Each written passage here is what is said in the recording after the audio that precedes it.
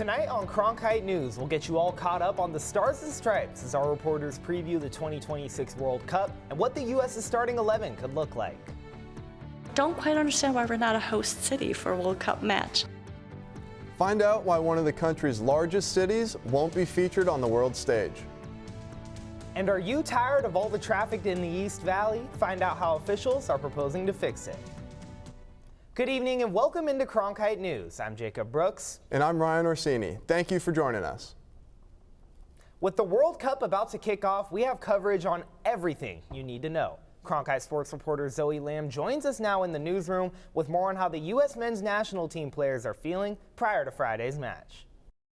That's right, Jacob. The competition for the starting positions isn't just for field players, but also the goalkeepers.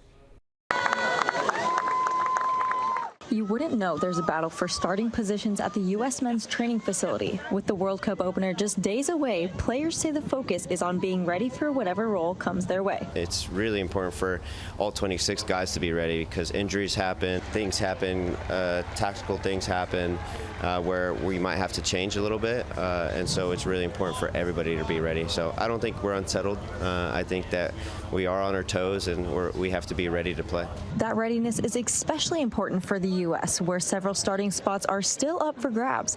While most World Cup contenders have their starting 11 set, Pochettino is still weighing his options. Of course, everybody wants to play, but everybody understands how this team works and how this game works. So whatever it is, I'm sure we're all just willing to put our egos aside and do whatever it takes to help the team. While questions still remain in the defensive line alongside Tim Ream and in the midfield next to Tyler Adams, the most talked about battle is between the two goalkeepers, Matt Turner and Matt Freese. Not a ton of clarity, but I think my messaging for me is just to always be ready. Obviously, I didn't play in the last game. I started the first game.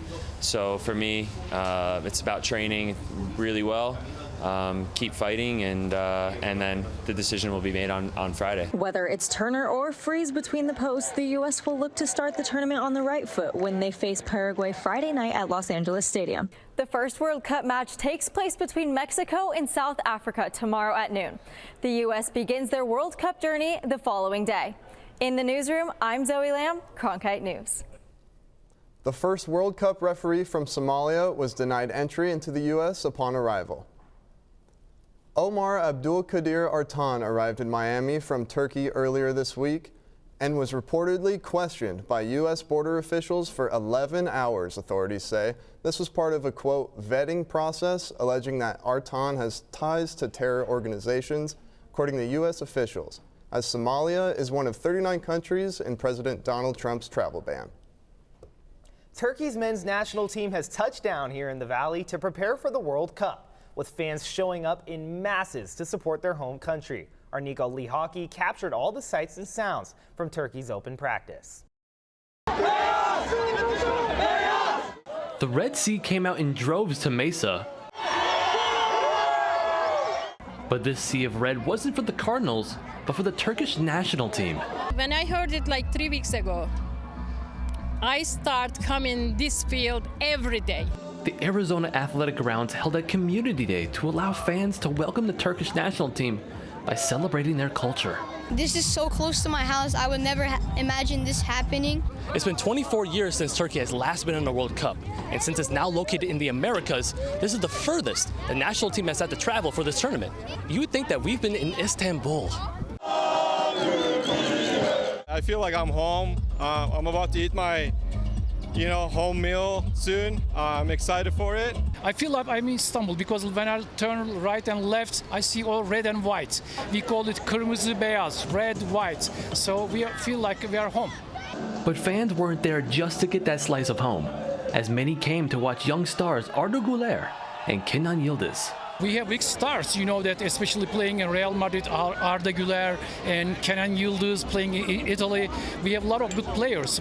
I want to see all of them. They are our kids. No matter where this Turkey squad is at, they can count on their fans for their support. Wherever they go, we'll go. The next stop is Vancouver, Canada. In Mesa, Nico Lee Hockey, Cronkite News.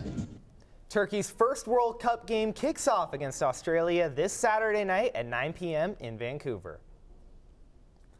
The U.S. men's national team is made up of a few players from different countries, but they are deciding to don the stars and stripes for the World Cup. Reporter Andrew Montana has more on the story.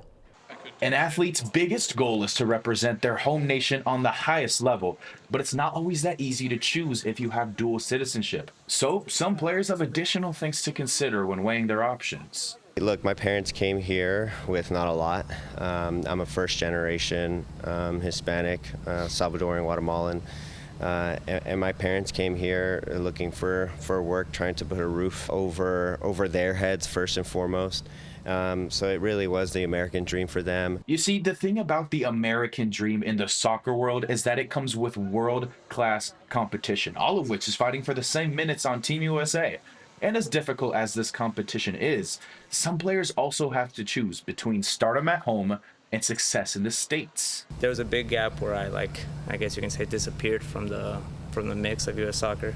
It's like everything happens for a reason, you know, and I'm here and I'm happy, man. We didn't grow up with a lot of money, but the money that we had was thrown into sports and keeping us off the streets. And, you know, we have a lot to thank to our parents. I think all of us do because of the sacrifices that they made.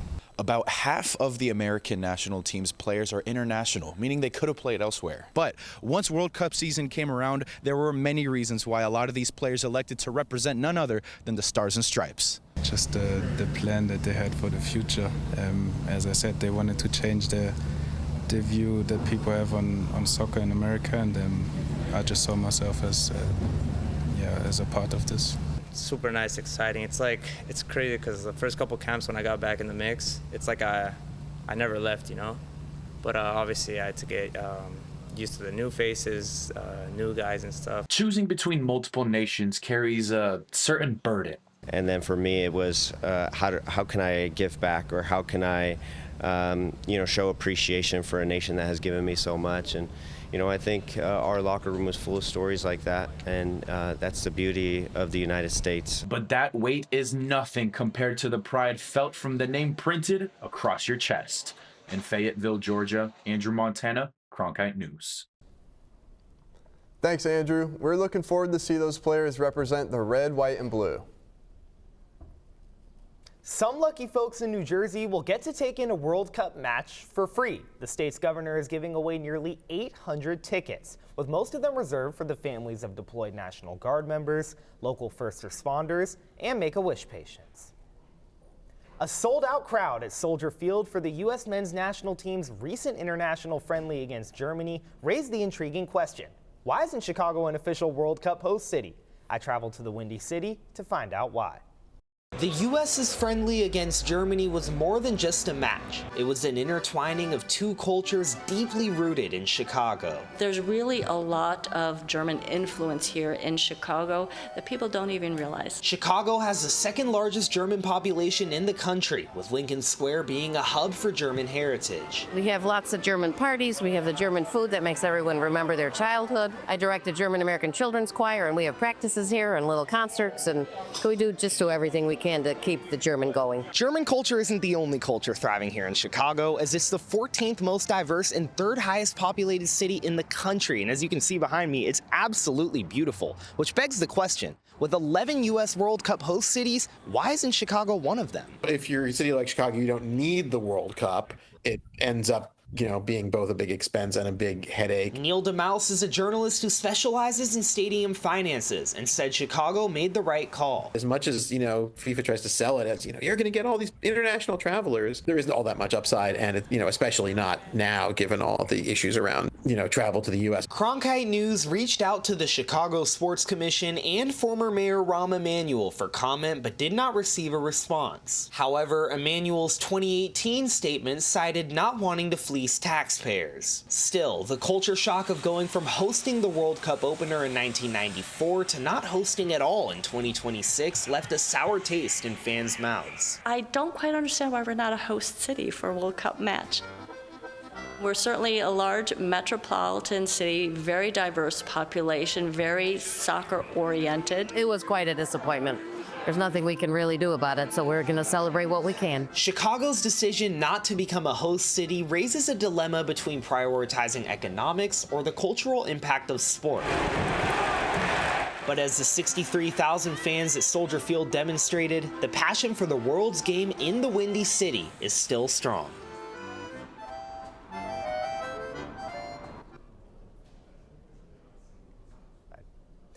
The U.S. will be back in action this Friday against Paraguay, with Germany starting up play on Sunday against Curacao. Coming up next, one local boxer is preparing for the fight of his life, Ryan. That's right, Jacob, and he's reminding everyone that boxers are still human. A little nervous, but not from the opponent, just from the stage, but I'm excited, man. I'm excited to show everybody who I am. Find out more about his journey coming up next on Cronkite News. Plus, temperatures have been steadily climbing here in the valley. Will we have any relief from the triple digits? Your full forecast coming up next.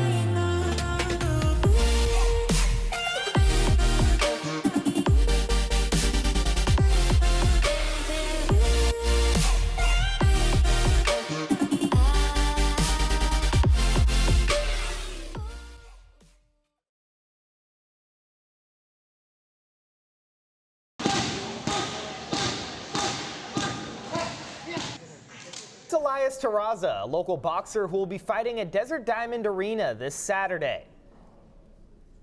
But behind every fighter is a story of sacrifice, discipline, and perseverance. Here's our Nathaniel Garcia with more on Terraza's story. For Elias Terraza, fight night is about more than what happens inside the ring. It's the result of years of hard work, countless hours in the gym, and a journey that started with the simple love of the sweet science. My uncles brought me into the sport. My stepdad brought me into the sport as well. And I've been in it since, like I said, like 8, 9 years old. I had the same coach for 17 plus years. And I'm excited, man, for the journey that me and him have been through. That journey has been built from a bond on years of sacrifice and discipline. What began as a hobby soon turned to a passion. As his skills grew, so did his dreams. Now those dreams have led him to the biggest stage of his career, a June 13th fight against Adrian Rodriguez at Desert Diamond Arena. He have more dedication, train hard every day, running, train in the gym, eat good. He's ready for this big fight. Those closest to Teresa say his work ethic extends far beyond training camp. He's become a role model inside the gym and in his community. Elias, he stays training all year long. He stays in shape. He being here at the gym, and a bunch of these kids look up to him like he's Superman, you know what I mean? So it's cool to see that. When Elias Terraza stepped away from the ring, some thought that his boxing career came to a stop. However, that wasn't the case. He spent over a year in California since May of 2025 training to get to the next level, and now has an opportunity to show that on the biggest stage of his career. A little nervous, but not from the opponent, just from the stage, but I'm excited, man. I'm excited to show everybody who I am. After long hours of preparation, Teresa believes he's ready for the opportunity he's worked toward his entire life. I give it my best effort, so coming into this fight, I know deep down, mentally, I'm ready for it, and I'm going to leave it all in the ring come June 13th. He will be fighting not just for victory, but to show the results of a journey that started as a young kid in a gym, and it now has led him to the biggest stage of his career. In Peoria, Nathaniel Garcia, Cronkite News. Thank you, Nathaniel. Terraza's big fight is coming up soon on June 13th. The so-called home of golf halted play today because of a hailstorm. St. Andrews in Scotland is set to host the 155th British Open in just a month, but after a heavy storm hit last night and today, the world-famous course is prompted to shut down play. If only we had some hail and rain to cool down these valley temperatures, Ryan. That looks pretty nice. Can't agree more, Jacob. But Sophia Toro joins us now from Cronkite Weather Center with our forecast. Thank you, guys. Yes, it looks like right now we're looking at the triple digits, okay? So if you're looking to beat the heat and save some money, go to the Phoenix Art Museum tonight. They're having an event. It closes at 8 p.m. tonight, okay? That's if you're looking to save some money, okay? Looks like the rest of the night, it's gradually going down to the mid-90s, okay? So still pretty toasty, but it's hot. Now we're going into the lows. It's going to be 85 here in the valley. At Grand Canyon, it's going to be 46 degrees, so nice and cold. Make sure to bring that jacket, okay? On the western part of the state here, it looks like they're joining us mid to low 80s here. And then the southern part here, Tombstone, Douglas area, looks like they're looking at the mid 70s, so pretty jealous of them. Good weather. Now let's get into our highs, folks. Okay, triple digits again, 107 here in the valley. Grand Canyon is going to have an extreme heat warning from 10 a.m. to 8 p.m. So any hikers, please be safe, drink your water. And then the western part of the state here, Bullhead and Lake Havasu is going to be joining us in the triple digits as well. And then the southern part of the state here is going to be in the high 90s. Looks like they're catching up to us, okay? The rest of the week, we're looking at triple digits once again. We're hitting a little bit above average. Friday and Saturday, you can see there's some overcast here. As for the rest of the weeks, folks, we're not escaping that heat, okay? We're going to be a high of 109. That's going to be our high. It looks like we're getting a little bit of a break Thursday, but nothing too much. As you know, it's hot in the valley, folks, okay? From the Cronkite Weather Center, I'm Sophia Toro. Thanks, Sophia. Coming up next, we'll take a look at tonight's news headlines, including new details about what's inside the New Deal for our state's budget. Plus, President Trump signs a big piece of legislation from the Oval Office today. Details on the new multi-billion-dollar bill and what the president says the money is for. Coming up on Cronkite News.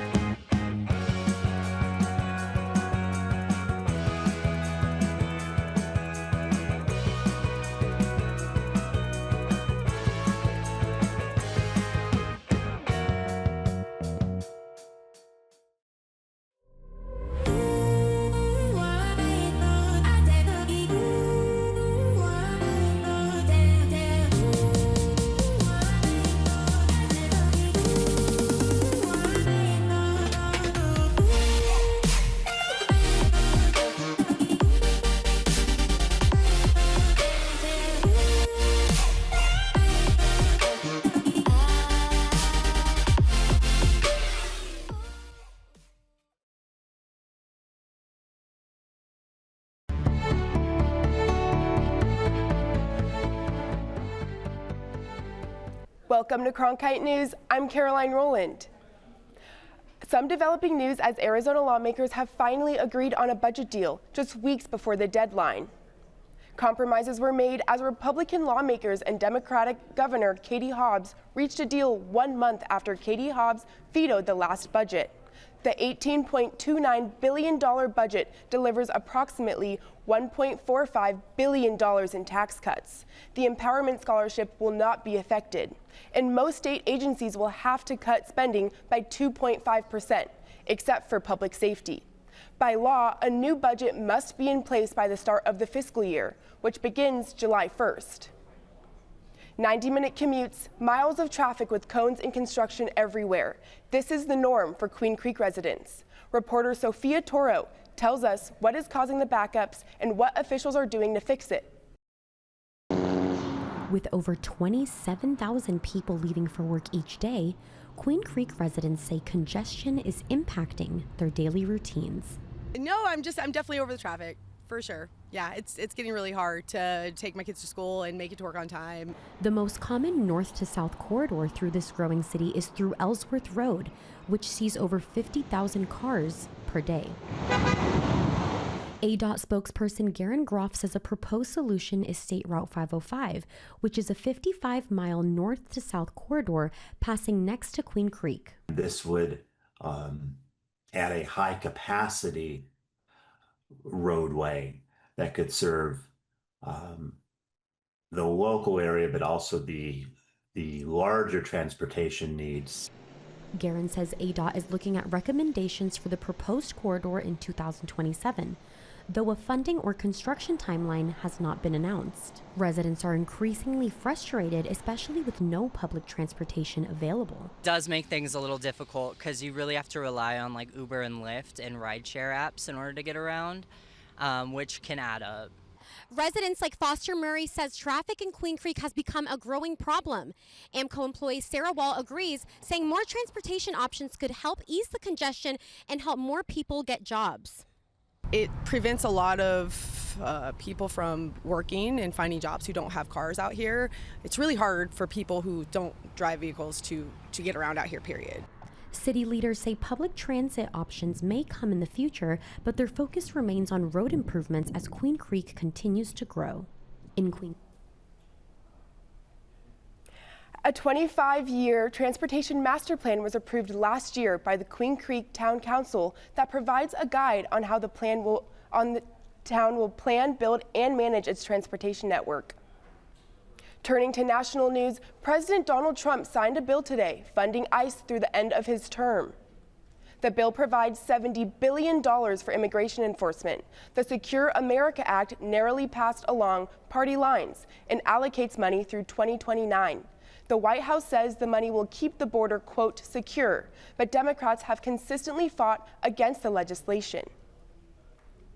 The president also said the United States will launch new attacks on Iran. This comes after Iran reportedly shot down an American Apache helicopter near the Strait of Hormuz. Speaking from the Oval Office this afternoon, the president says Iran must agree to a peace deal soon. They should sign their deal. It's a good deal. It doesn't give them the right to have a nuclear weapon. In fact, it totally prohibits them from ever having a nuclear weapon. And it was just tap, tap, tap. I don't know what they're doing. We were really close to a deal, but they keep tapping us along. They keep playing us for suckers. President Trump says the 2 pilots on board the helicopter were unharmed. Microsoft co-founder Bill Gates testified this morning at a closed-door congressional hearing into the investigation of Jeffrey Epstein. Gates spoke to reporters before the hearing. I hope my testimony is helpful to the important work of the committee to find justice for the victims. In his opening statement released prior to the hearing, Gates said he regrets his proximity to Epstein and says he never saw any criminal conduct performed by Epstein. A new sunscreen formula has just been approved, just in time for the summer. The ingredient has been used in Europe for decades, but it was just approved by the FDA for use in the United States. It protects against both UVA and UVB rays without leaving a chalky residue like most currently available sunscreens do. That's it for tonight's news headlines. I'm Caroline Rowland. Thanks for joining us. Now back to Jacob and Ryan at the desk. Thanks, Caroline. Game 4 of the NBA Finals tips off tonight between the Spurs and the Knicks, and the energy in New York is already about to pop. After the break, we'll hear about fans who aren't only cheering for their team, they're praying for them too. Meet the sisters supporting the Spurs when we return.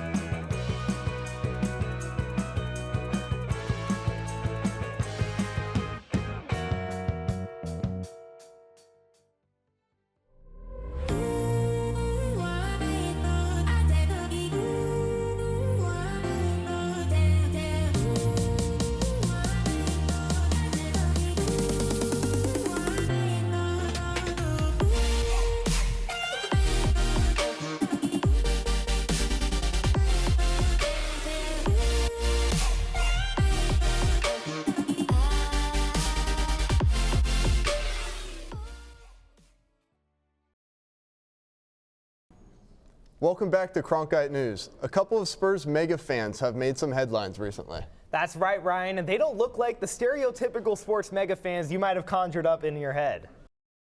Obviously, we hope that the Spurs will tie this series 2-2. They did it in Game 3, so it is possible to win this game at the Knicks, and so we pray for a tie. But really, we shall find out tonight. The Spurs sisters have become a viral sensation for NBA fans. They came to light during the Western Conference Finals against the OKC Thunder and have been a glimmer of hope for the Spurs and their fans ever since. The Spurs will need those nuns and all their luck tonight as they look to even up the NBA Finals at 2 games apiece. That's it for tonight's edition of Cronkite News. I'm Jacob Brooks. And I'm Ryan Orsini. Thank you for joining us. And to see top Arizona stories anytime, log on to cronkitenews.azpbs.org.